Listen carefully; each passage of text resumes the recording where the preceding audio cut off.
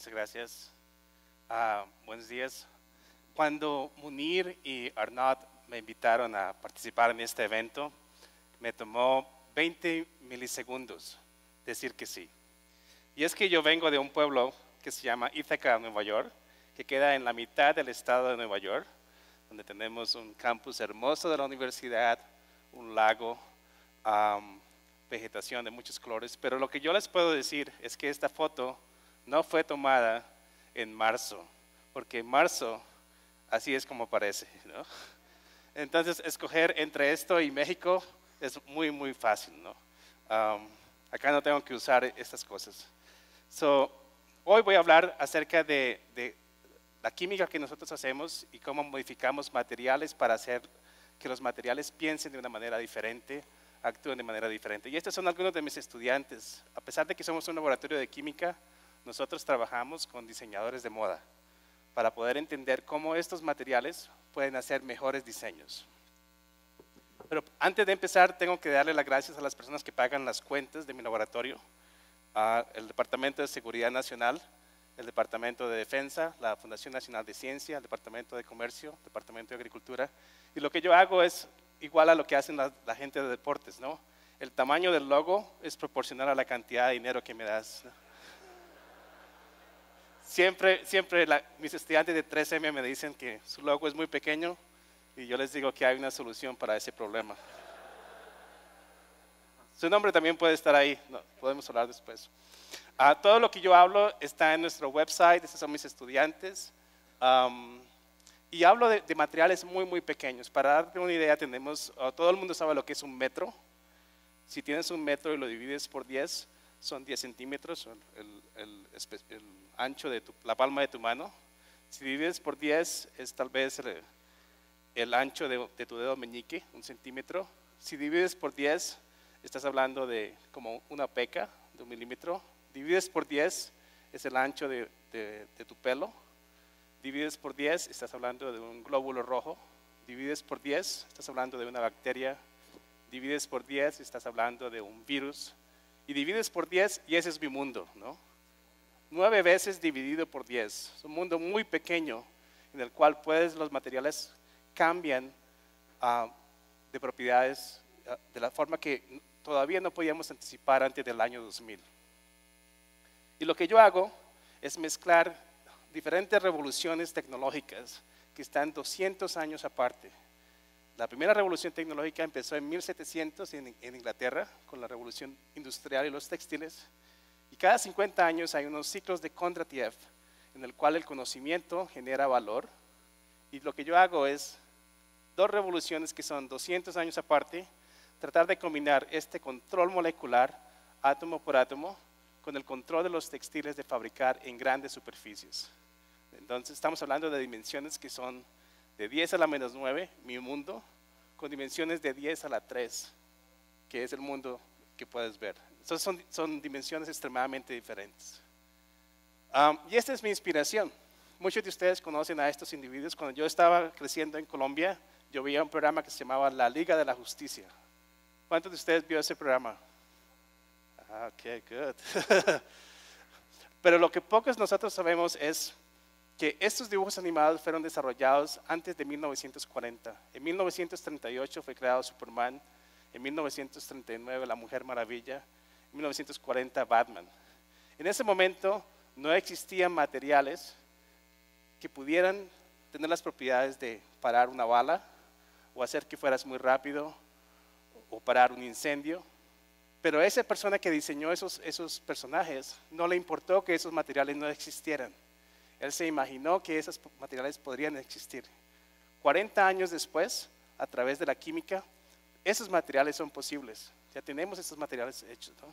Imagínate que ese diseñador de los personajes hubiera hablado con un ingeniero o un químico y él le hubiera dicho, esos materiales no existen, ¿para qué haces eso, no? Eso hubiera sido muy triste porque no hubiéramos tenido a la Mujer Maravilla. Eso es algo muy, muy triste. Y esto es lo que yo quiero hablar, es hablar de cómo la ciencia puede influenciar el diseño o cómo el diseño puede influenciar a la ciencia. Usualmente en nuestras escuelas los 2 sistemas son aparte. Los diseñadores tienen un sistema de entrenamiento diferente al de nosotros. Y es porque los diseñadores piensan diferente a los ingenieros o los científicos como yo. Usualmente los diseñadores pueden ver el final, el producto final, pero muy pocos pueden ver cómo se llega a ese producto final, ¿no? Los ingenieros lo que hacemos cuando tenemos un problema, lo dividimos en pedazos pequeñitos y solucionamos los problemas pequeños pensando que el ensamblaje de la solución final va a ser la solución al problema. Pero realmente eso no es cierto. Usualmente las mejores soluciones vienen de integración, de forma de pensar diferente, de forma de pensar de diseño o forma de pensar de ingenieros. Les voy a mostrar 3 ejemplos en los cuales nosotros trabajamos. El primero tiene que ver con ropa protectora. Como vieron, la mayoría de mi investigación es de uso militar. Y lo que nosotros hacemos es crear materiales que en vez de impedir todos los gases entrando en un ambiente o usar un sistema de carbón para absorber esos gases, lo que hacemos es crear materiales que entiendan cuál es el gas que está enfrente tuyo y pueda entender si lo dejo pasar o no lo dejo pasar. Más o menos puedes pensar que si hay un incendio, hay alrededor de 100 elementos químicos o moléculas a las cuales el bombero está expuesto. Si te imaginas que ese bombero tiene que usar una camisa por cada químico, imagínate qué pasa cuando pones más de 5 camisas. ¿Alguien ha intentado eso? Es muy incómodo, muy caliente, no te puedes mover. Pero lo que nosotros hacemos es que cada camisa tenga el espesor de una molécula. Y el espesor de una molécula es de 20 nanómetros. Y podemos hacer crecer cientos de esas camisas de un espesor de una molécula y controlar cómo los gases o los líquidos se mueven a través de esa interfase sin añadir peso, sin añadir confort. Ni siquiera sabes que están ahí, ¿no? Pero resulta que en ese momento yo pensé que las moléculas eran muy grandes para mí. Entonces decidí ir más pequeño. ¿Por qué no depositamos átomos?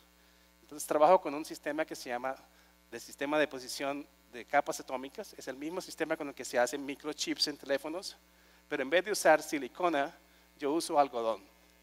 Y lo puedo hacer que pequeñas capas, en este caso de óxido de aluminio, se puedan depositar en las fibras de algodón y te den un aislamiento térmico alrededor de 30 o 40 veces el valor que una sola fibra de algodón pueda tener. Entonces, por ejemplo, estos son para aplicaciones de misiles balísticos que van a la atmósfera, que son temperaturas muy bajas, pero también puedes pensar de este tipo de materiales en deportes de invierno. Si vas a un lugar donde haya menos 40, como mi pueblo, en mi pueblo es menos 30, menos 40, y en vez de usar esas chaquetas grandes, ahora puedes usar una camisa pequeña con pequeñas capas atómicas de óxido de aluminio.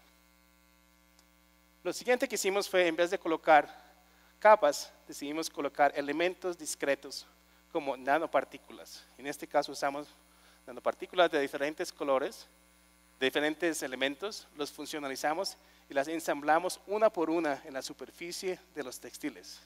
Y las podemos colocar tan cerca una de las otras que podemos crear patrones de color sin utilizar pigmentos, sin utilizar teñidos, simplemente manipulando cómo la luz interactúa con estas partículas que son más pequeñas que la longitud de onda de la luz. Entonces yo puedo crear un color simplemente cambiando el espacio entre partículas o cambiando el tamaño de partículas. Entonces, si quiero que sea rojo, lo hago 1.3 nanómetros. Si quiero que sea azul, se puede mover 2 nanómetros y puedo cambiar esas distancias para crear el color que yo quiera. Entonces, aquí tenemos una fotografía de microscopía de escaneo. Aquí están las partículas y acá están las partículas en la microscopía de transmisión. Como yo les dije antes, yo trabajo con diseñadores textiles y uno de mis estudiantes estaba interesada en crear vestidos de estos materiales. Y ella creó esta colección en la cual todos los colores de esos vestidos no se usaron teñidos, simplemente nanopartículas. En este caso tenemos nanopartículas de plata, estas son de oro, estas son de ruthenium, aquí tenemos platinum y todos los colores son hechos con nanopartículas. El siguiente paso es qué hacer con estos materiales, además de que aparezcan bien, podemos hacer que sean funcionales. Por ejemplo, estos materiales, por su tamaño y por su composición química, pueden eliminar bacterias del orden de 10 a la 7. 10 a la 7 significa que de cada 10 millones de bacterias que están expuestas a estos materiales, una bacteria sobrevive, ¿no? Es como un genocidio de bacterias. Podemos matar gram positivos o gram negativos. Entonces, hay muchas aplicaciones en el sistema de transporte. ¿Cuántas personas crees que se suben a un metrobús cada día y se cuelgan del mismo soporte que tú te cuelgas, ¿no? Entonces, estos son materiales que se pueden utilizar en ese tipo de transportes o en los deportes, cuando generas bacterias por sudor o por diferente exposición a elementos. Lo siguiente que hacemos, este slide no se ve muy bien, pero básicamente podemos detectar una molécula o una fracción de molécula. Entonces podemos detectar, mirando a través de tu camisa, yo puedo saber en qué finca estuviste, qué comiste hace 3 meses con esa misma camisa, ¿no? En qué restaurante estabas. Puedo hacer todo ese tipo de detección químicamente. Antes de que tú entres a un aeropuerto, yo puedo saber en dónde estabas, cerca de quién estabas. Y podemos hacer las partículas aún más pequeñas. Podemos hacer la partícula pequeña y partículas aún más pequeñas encima de la partícula pequeña. Y de esa manera podemos crear superficies que no se mojan o superficies que no se manchan, que se repelen el agua o el aceite al mismo tiempo sin utilizar componentes de fluoruro.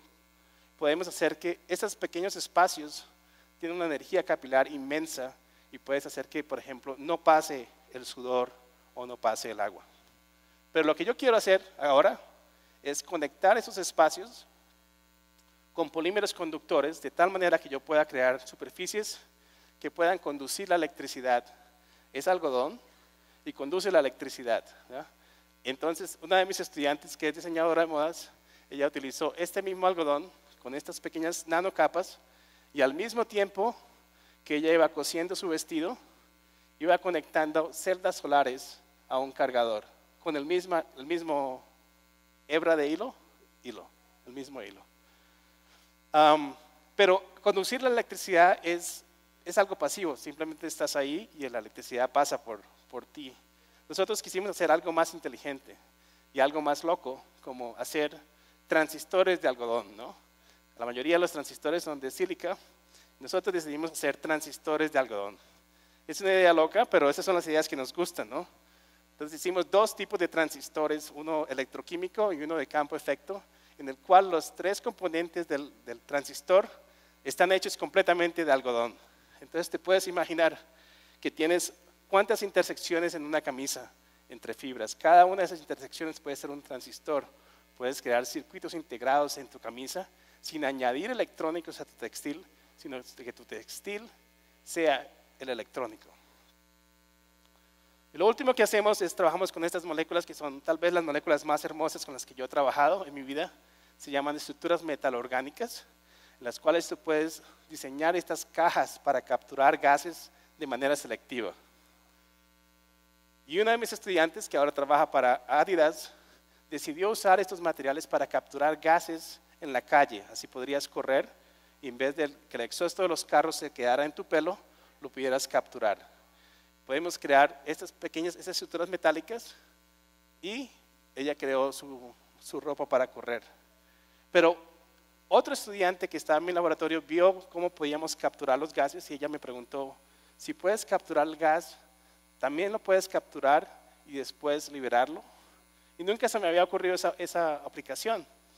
Y ella lo que hizo, ella es de Gambia, la estudiante es de Gambia, diseñamos una molécula en la cual podíamos capturar un insecticida y al mismo tiempo programar en qué momento ese insecticida podría salir, ¿ya? Y es muy importante para áreas que son afectadas con malaria, con dengue, con chikungunya, con zika, en los cuales los mosquitos actúan a diferente tiempo. Entonces tienes materiales que pueden eliminar el mosquito cuando está más activo. Estas son las capas que nosotros hablamos. Y también podemos hacer que estas partículas crezcan, en vez de quedarse en la fibra, crezcan como una anaconda alrededor de la fibra y crean unas señales únicas. Estos se llaman quantum wires o alambres cuánticos. Y lo que hacemos es que estos nanofibras que están alrededor de la fibra de algodón, cuando tú las irradias con un láser, como el de los counters del supermercado, tú puedes crear señales únicas como un código de barras. Entonces ya no necesitarías una llave o necesitarías tu identificación, simplemente pones tu ropa y sabes que eres tú, ¿ya? Y ese material tiene muchas aplicaciones en el área de contrabando, ¿no? En muchos países del mundo, la gente cree que copyright is the right to copy, ¿ya? Entonces hay formas de proteger tu invención. Podemos colocar pequeños alambres que son invisibles, pero que te dan una señal única diciendo que ese material realmente es original, ¿no? También podemos crear color, y esto es algo que trabajo con un estudiante de filosofía en el cual siempre hemos pensado que el color depende del objeto. Este saco es azul, esto es naranja, pero nosotros estamos entrenados de esa manera. ¿Qué tal si nosotros mismos podemos decidir de qué color son las cosas, ¿no? Entonces podemos tener materiales que sean blancos bajo un tipo de luz y después irradiarlos con diferentes formas de radiación y crear que ese material se vea verde o se vea rojo. Tú decides qué color es, ¿no? Y eso lo hacemos con estos pequeños estructuras metalorgánicas de europio y de terbium que están pegadas en el algodón. Entonces, tú puedes tener acá se dice chamarra, ¿no? No se dice camisa, ¿eh? Del América, y si el América juega con Chivas y el Chivas gana, entonces puedes cambiar tu camisa del América a tu camisa del Chivas, ¿no? Hay muchas aplicaciones similares. También la puedes cambiar en el medio del partido y tienes ya 12 o 13 jugadores en vez de 11. Pero todo esto lo logramos a través de química, ¿no? Yo soy químico y lo que hacemos es tratar de entender cómo la química y la superficie de los materiales se pueden modificar de manera precisa. No necesitas grandes cantidades de químicos, sino simplemente control a nivel molecular, molécula por molécula. Y esto tiene que ver con la forma de pensar. Si yo solamente estuviera en un departamento de química o de materiales, descubriría mis materiales, publicaría mis papers, sacaba mis patentes, pero yo trabajo con gente que piensa diferente, que piensa como un diseñador, que pueden saber este punto final, ellos saben más o menos cómo va a llegar y que podemos también los ingenieros crear esa forma de cómo llegar.